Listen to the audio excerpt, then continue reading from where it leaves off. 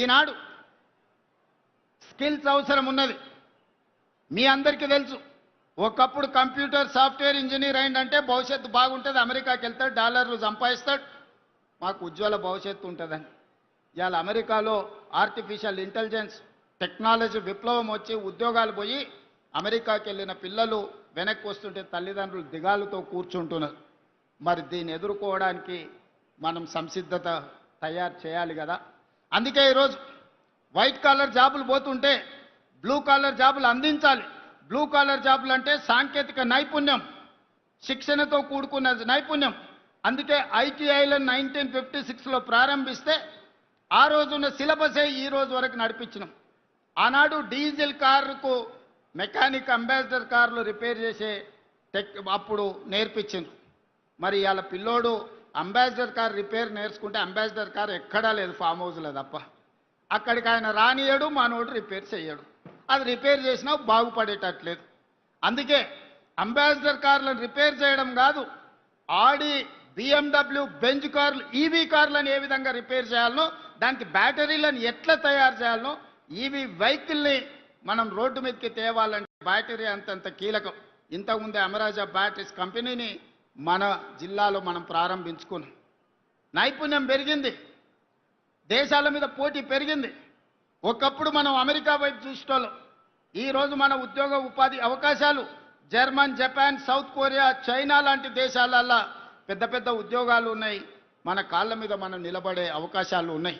అందుకే మా టీచర్లకు అందరికి విజ్ఞప్తి చేస్తున్నా, పిల్లలకు జర్మన్, జపాన్ లాంగ్వేజ్ నేర్పండి, సౌత్ కొరియన్ లాంగ్వేజ్ నేర్పండి. బేసిక్స్ వస్తే కూడా నెలకు 2 లక్షల రూపాయలు సంపాదించుకునే పరిస్థితి ఈరోజు ఉన్నది. ఒకప్పుడు మీరందరూ చూసిను, ఐఏఎస్లు, ఐపీఎస్లు విదేశాలకు పోయేటోళ్ళు స్టడీ టూర్ అని.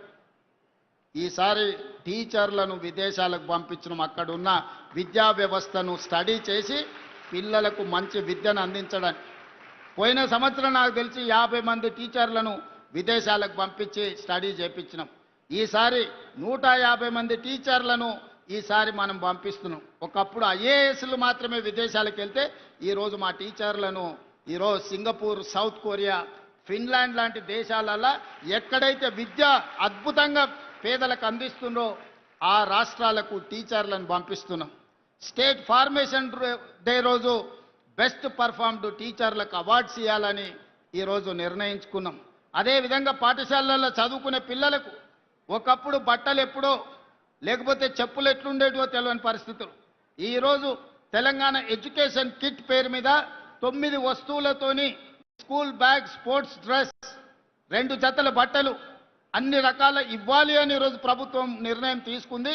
దానికోసం దాదాపుగా 1000కి పైగా కోట్ల రూపాయలు ఖర్చు పెట్టి జూలై ఎండింగ్ 15th ఆగస్టు లోపల 27,50,000 మంది విద్యార్థులకు ప్రతి ఒక్కరికి 9 వస్తువులతో తెలంగాణ ఎడ్యుకేషన్ కిట్ 15 ఆగస్టు లోపల మీకు ఇవ్వబోతున్నాము.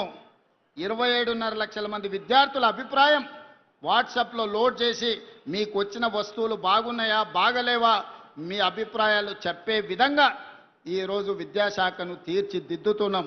అందుకే మిత్రులారా, ఎవరైనా మిమ్మల్ని ప్రభుత్వ పాఠశాలలో చదువుకుంటే ఏమవుతారు, గవర్నమెంట్ స్కూల్కి వెళ్తే ఏం కారు కదా అని చెప్తుంటారు.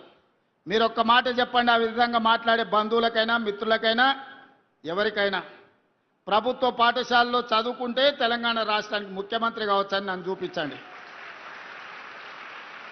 నేను ఎక్కడి నుంచో ఊడిపడలే, నేను ఆకాశంలో నుంచి అద్భుతంగా కిందికి రాలే. ఇక్కడనే పక్కలున్న వనపర్తిలో ప్రభుత్వ పాఠశాలలో చదువుకొని తెలంగాణ రాష్ట్రానికి ముఖ్యమంత్రి అయినా ఇది నాకు గర్వకారణం. 1984 ఎన్నికల్లో నా ఇంటర్మీడియట్ ఫస్ట్ ఇయర్లో ఉన్నప్పుడు డాక్టర్ జిల్లెల చిన్నారెడ్డి గారికి యూత్ కాంగ్రెస్ ప్రెసిడెంట్కి ఎమ్మెల్యే టికెట్ ఇస్తే చిన్నారెడ్డి గారిని గెలిపించండి అని ఈ కొత్తకోట నుంచి మొదలు పెడితే ఈ నియోజకవర్గం మొత్తం గోడల మీద రాసి చిన్నారెడ్డి గారిని గెలిపించండి అని ఎన్నికల్లో ప్రచారం చేసిన నేను. ప్రభుత్వ పాఠశాలలను ఎవరైనా చిన్న చూపు చూస్తే వాకిటి శ్రీహరి గారిని, జూపల్లి కృష్ణారావు గారిని, డాక్టర్ జిల్లెల చిన్నారెడ్డి గారిని మీరు చూపించండి. ప్రభుత్వ పాఠశాలలో చదువుకుంటే మంత్రులే కాదు డాక్టర్లు కావచ్చు, రాణించవచ్చు. ఆ పైన ఇంకేదన్నా మాట్లాడితే మీ రేవంత్ అన్నను చూపించండి తెలంగాణ రాష్ట్రానికి ముఖ్యమంత్రి అవుతాడని.